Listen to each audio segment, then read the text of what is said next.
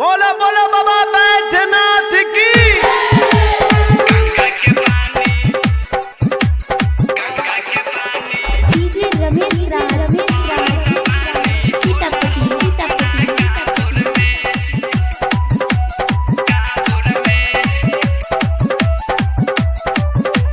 शिव लोक छोरी के देव घर आइला, साथ में गौरी के से हो लैला।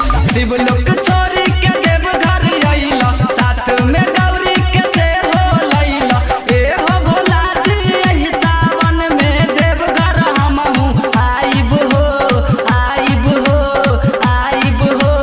गंगा के पानी, गंगा के पानी भरत बानी, भोला हो अपना काबोर में।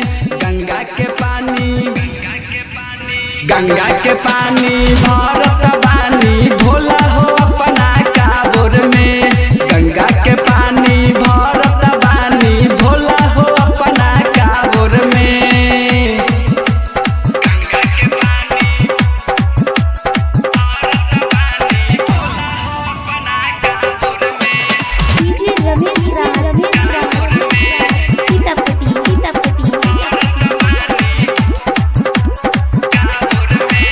दर्शन करे के मन करता, सोचिले हम दिन रात हो।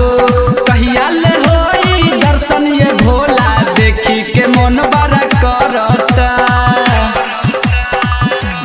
ए हो दर्शन करे के मन करता, सोचिले हम दिन रात हो।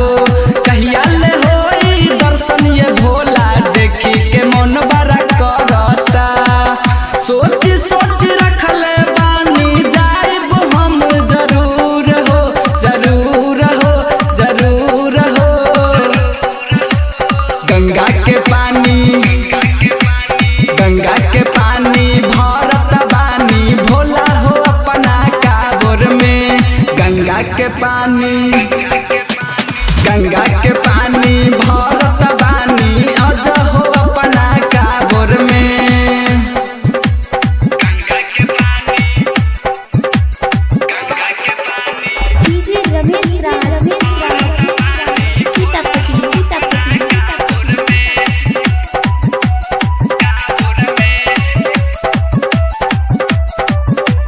भांग त खूबे चढ़ाइब हो, धतुरा भी खूबे चढ़ाइब हो।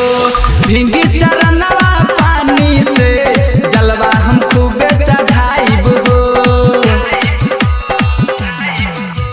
भांग त खूबे चढ़ाइब हो, धतुरा भी खूबे चढ़ाइब हो।